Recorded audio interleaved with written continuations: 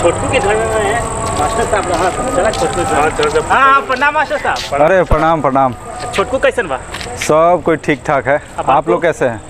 सारे लोग एकदम स्वस्थ हैं, सब कुछ अच्छे हैं। बड़कू के रेलवे में नौकरी हुआ। हाँ रेलवे में नौकरी लगा है। आप लोग पढ़ाया हुआ है बड़कू? हाँ पढ़ता था लोग हम ही से। आप लोग भी तो रेलवे का तैयारी कर रहे हैं ना? हाँ सर, ये देखिए ना, ये कोई सवाल समझ में नहीं आ रहा है कि राज्य के नीति निर्देश तत्व क्या होता है। अच्छा, राज्य का नीति निर्देशक तत्व ये तो भारतीय संविधान से जुड़ा हुआ है। ये कुछ समझ यहाँ से सवाल बहुत पूछता है नीति निर्देशक सिद्धांतों से।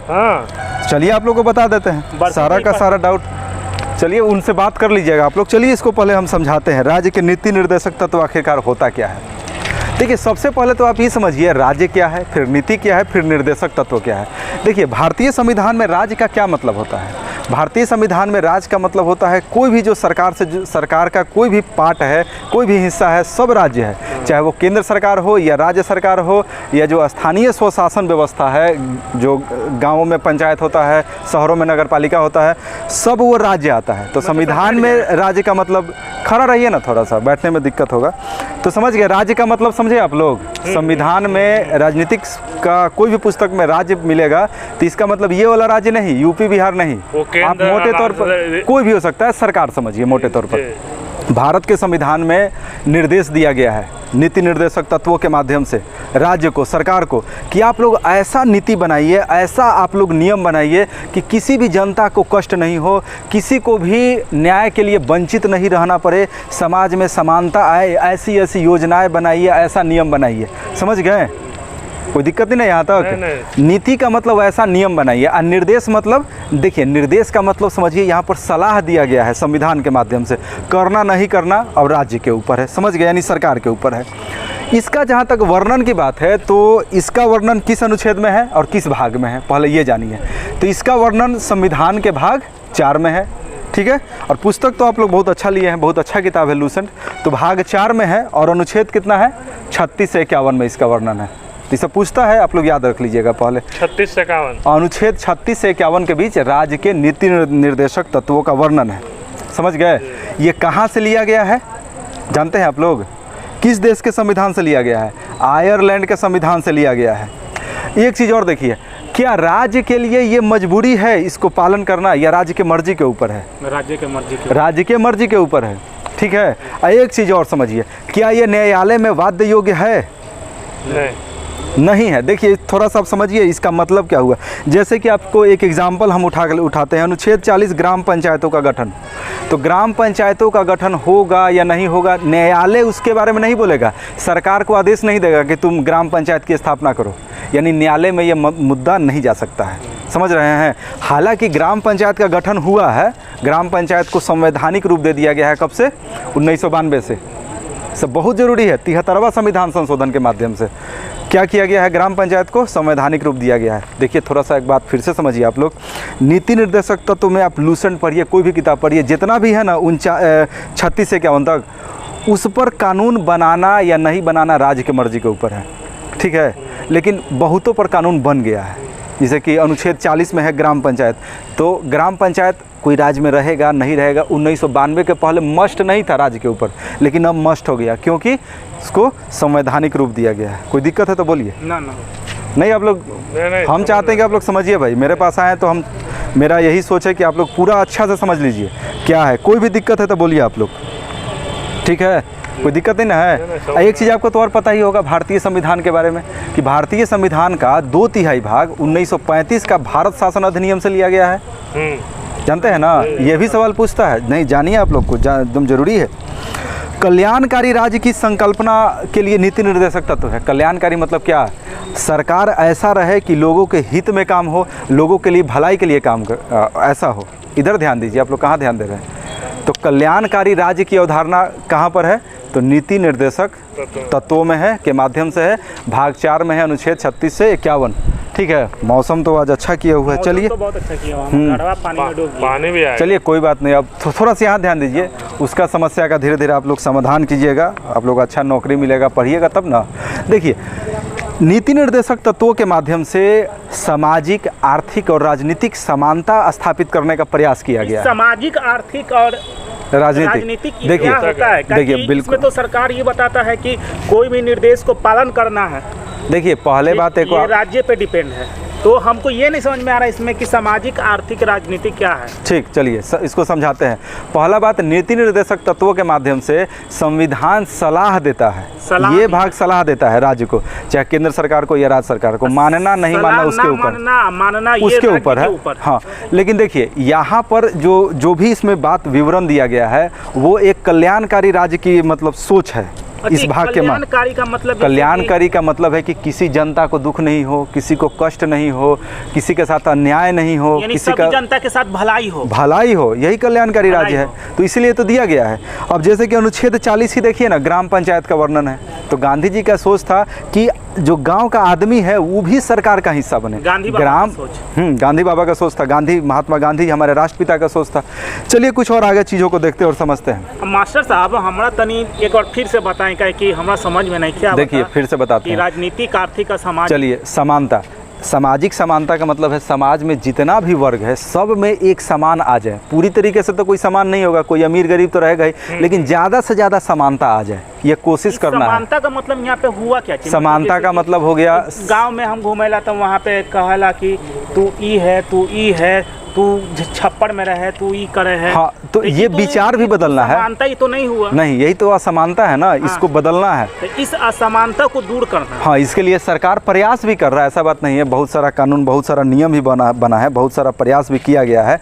चलिए कुछ महत्वपूर्ण को आप लोग याद भी कर लीजिए। जैसे कि अनुच्छेद 39 का आपको मालूम है क्या है? सवाल पूछता है तो देख लिए, समान न्याय और निःशुल्क विधिक सहायता का जिक्र है, और समान कार्य के लिए समान वेतन। अच्छा, समान कार्य, जैसे कि मान लीजिए स्त्री और पुरुष है, एक ही काम को कर रहा है, ईंटा हिट हो रहा है, चाहे कोई फैक्ट्री में काम कर रहा है, तो स्त्री पुरुष दोनों को उतना काम के लिए समान वेतन मिलेगा। ये कहाँ पर जिक्र है? 39 के क। और सरकार निःशुल्क कानूनी सहायता देगा। मान लीजिए कोई गरीब आदमी है, केस लड़ना है, तो उसके पास तो पैसा नहीं है कि हम मतलब कोई अच्छा महंगा वकील कर ले, तो सरकार उसके लिए सहायता देगा, वकील उपलब्ध कराएगा। मास्टर साहब 39 का क याद रखिए। जैसे कि हमारे गांव में ठीक ना कुछ हो गए रहल, तो वहाँ पे नालसा के तरफ से कोई, क्या नालसा जो कानून जो एथी करेला, क्या स्पष्ट बोलिए, स्पष्ट आप बताइएगा तब ना, देख के आइएगा फिर हमसे पूछिएगा अच्छा तरीके से, ठीक ना। चलिए कुछ और देखते हैं। 39 का क में क्या होगा मास्टर साहब? 39 का क है निःशुल्क कानूनी सहायता सरकार देगा। हाँ। जो आदमी सक्षम नहीं है उसको। हाँ। और समान कार्य के लिए समान वेतन का भी प्रावधान है, समझ गए? चलिए फैक्ट्री में या रेलवे कहीं भी तो सबके समान वेतन मिलेला, समझ ला, जो एक जैसा काम करेगा उसके लिए। अनुच्छेद 40 में ग्राम पंचायत का जिक्र है। हाँ, अनुच्छेद 40 में तो अभी बताया मास्टर साहब। चलिए समझ गए। अनुच्छेद 40 में ग्राम पंचायत है, याद रखिए, बहुत जरूरी है ये सब। अनुच्छेद 41 क्या है? तो कुछ दशाओं में, देखिए किताब पढ़िएगा तो बहुत सारा जो लाइन है अपने से दिक्कत होता है, इसलिए तो आप आए हैं। कुछ दशाओं में काम, शिक्षा और लोक सहायता पाने का अधिकार। इसे मान लीजिए मनरेगा सरकार चला रहा है, तो मनरेगा क्या है? मनरेगा क्यों चलाया जा रहा है? कि आम लोगों को, मनरेगा सरकार की योजना नहीं देखते हैं, कहीं मिट्टी काटना है तो आम लोगों से मिट्टी कटवाया जाता है कि लोगों को रोजगार मिल जाए। मुँह नोचवा से भी तो कटवाया जा सकता है, लेकिन हमारे गांव में नहीं, सुनिए पहले, कई जगह होता है कि सरकार चाहे तो मुँह नोचवा से मिट्टी कटवा के हटा ले, लेकिन सरकार फिर भी लोगों को लगा के मिट्टी कटवाता है कि लोगों को रोजगार मिल जाए। तो यही ना है, कुछ दशाओं में काम पाने का अधिकार, तो सरकार लोगों को काम दे रहा है, अच्छा ना है। तो अनुच्छेद 41 भी समझ गए आप लोग। अनुच्छेद बहुत सारा है, जैसे कि अनुच्छेद 43 में है। अनुच्छेद 43 जानते हैं आप लोग? ना मास्टर साहब। कुटीर उद्योग को प्रोत्साहन दिया जाएगा। कुटीर उद्योग का मतलब क्या है? जो छोटा उद्योग हो, जिसमें मशीन का प्रयोग नहीं होता है, जो हाथ से, बहुत सारा होता है ना, जैसे कि मास्टर आप ही जो चरखा हो गया, या आप ही जैसे कि आप जो करते हैं लोहारी वाला काम करते हैं, तो उसमें भी तो हाथ से आप करते हैं, तो ये सब कुटीर उद्योग का उदाहरण हो गया। तो कुटीर उद्योग को प्रोत्साहन के लिए अनुच्छेद, हाँ नहीं, गुमटी उद्योग नहीं ना हुआ, उस सेवा क्षेत्र हो गया ना, आप सामान ला के बेच रहे हैं। तो उद्योग का मतलब कुछ, किसी चीज़ का निर्माण करना, किसी चीज़ को बनाना, समझ गए? घर में जैसे कि मोती बिनेला, कुछ भी, हाँ कुछ बनाना, जो बनावेला, हाँ हो गया, हाँ कुटीर उद्योग है। हाँ, कुटीर उद्योग। अनुच्छेद 44 देखिए क्या है? नागरिकों के लिए एक समान सिविल संहिता। जितना भी नागरिक है, हर जाति हर धर्म के लोगों के लिए एक समान नियम हो, एक समान कानून हो, हर जाति हर धर्म के लोगों के लिए। तो अनुच्छेद 44 है। 46 क्या है? अनुच्छेद 46 पूछता है सवाल, क्या है? जानते हैं आप लोग? नहीं। बहुत इंपॉर्टेंट है, महत्वपूर्ण है, अनुच्छेद 46। हाँ मास्टर साहब, नहीं थे जाना। देखिए, जो बाकी लोगों को भी हम बता देना चाहते हैं, ये लूसेंट से जो नीति निर्देशक सिद्धांत है उसी पे हम लोग आज चर्चा कर रहे हैं, तो बहुत महत्वपूर्ण है और यहाँ से सवाल पूछता भी है। तो देखिए, अनुच्छेद ये 46 क्या है, 46, तो जितने भी अनुसूचित जाति, जनजाति और अन्य दुर्बल जो भी भाई बहन है, दुर्बल जिनका मतलब वर्ग है, मतलब कमजोर, हाँ, जिनको समाज में जिनको ऐसा माना जाता है, SC ST या जो भी लोग हैं, तो उनको शिक्षा और उनको धन से सहायता सरकार करेगा, आर्थिक सहायता और शिक्षा के रूप में सहायता सरकार करेगा वैसे लोगों का। तो SC ST और जो भी पिछड़े वर्ग है उनके लिए पैसा से सहायता करेगा और शिक्षा के माध्यम से सहायता करेगा। SC ST और जितने पिछड़े वर्ग हैं उनको सभी के लिए अनुच्छेद 46 में याद रख लीजिएगा, सवाल पूछता है। अनुच्छेद 47 बताइए, अनुच्छेद 47 बताइए आप लोग, सवाल पूछता है। पोषाहार स्तर, आप लोग देखते हैं आंगनबाड़ी ये सब में जो छोटे छोटे बच्चों को पोषण युक्त भोजन का मतलब उपलब्धता कराया जाता है ना? हाँ बताओ तो ठीक है। तो आंगनबाड़ी में तो अनुच्छेद गाँव में है ना, तो 47 समझ गए। और 48 बताइए, अनुच्छेद 48 क्या है? अनुच्छेद 48 बताइए, अनुच्छेद 48 पूछता है सवाल। हमको याद है मास्टर साहब, बिल्कुल बताइए। ये पर्यावरण से रिलेटेड है मास्टर। नहीं, देखिए, पर्यावरण का संरक्षण। ठीक, देखिए, नहीं, पर्यावरण का संरक्षण 48 क है। अच्छा, 48 क है, ठीक है, चलिए कोई बात नहीं है। 48 क्या है बताइए? 48 से कृषि एवं पशुपालन, कृषि एवं पशुपालन के लिए राज्य प्रयास करेगा, यही वर्णन है, समझ गए? ठीक, कोई दिक्कत नहीं हुआ समझने में? 48 का क भी समझ गए? 48 का क जो आप बोले हैं पर्यावरण संरक्षण और वन जीव का संरक्षण। अनुच्छेद 49 बताइए। प्रेस, अनुच्छेद 49 प्रेस, आप बताइए, कोशिश कीजिए, अनुच्छेद 49 क्या है? नहीं पता। जितना भी राष्ट्रीय स्मारक है, जैसे कि पटना में क्या है, कुम्हरार हो गया, गोलघर हो गया, तो उसका संरक्षण करना ये राज्य का कर्तव्य है। मतलब ये समझ रहे ना बात? अनुच्छेद 50 क्या है? हम बताएं मास्टर साहब, बताइए आप लोग जरा, कोशिश कीजिए। अच्छा मास्टर साहब, हमें याद है, ये तो कार्यपालिका से न्यायपालिका का पृथक्करण है। हाँ, तो कार्यपालिका और जो न्यायपालिका में पृथक्करण तो किया ही गया है। कार्यपालिका न्यायपालिका क्या है? चलिए, बहुत अच्छा सवाल है। कार्यपालिका यानी जो काम करे, जो प्रशासन हो गया, पुलिस हो गया, ये कार्यपालिका हो गया।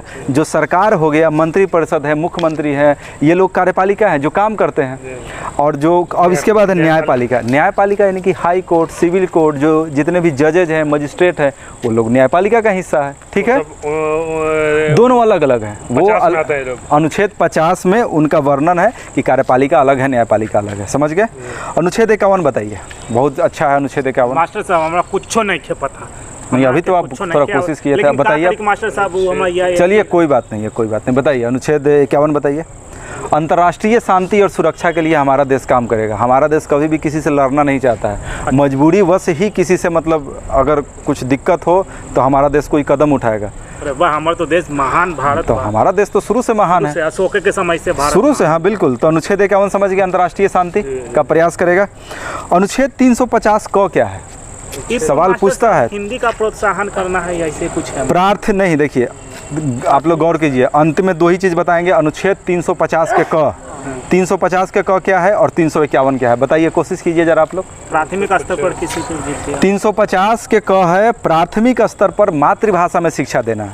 देखिए समझिए बात, अब बंगाल में जाइएगा तो वहाँ पर मातृभाषा क्या है? बंगाली। तमिलनाडु में क्या है? तमिल। कर्नाटक में जाइएगा तो कन्नड़। और अब क्षेत्रीय भाषा बोलते हैं। हाँ, क्षेत्रीय भाषा, वहाँ के लोगों के लिए मातृभाषा वही है।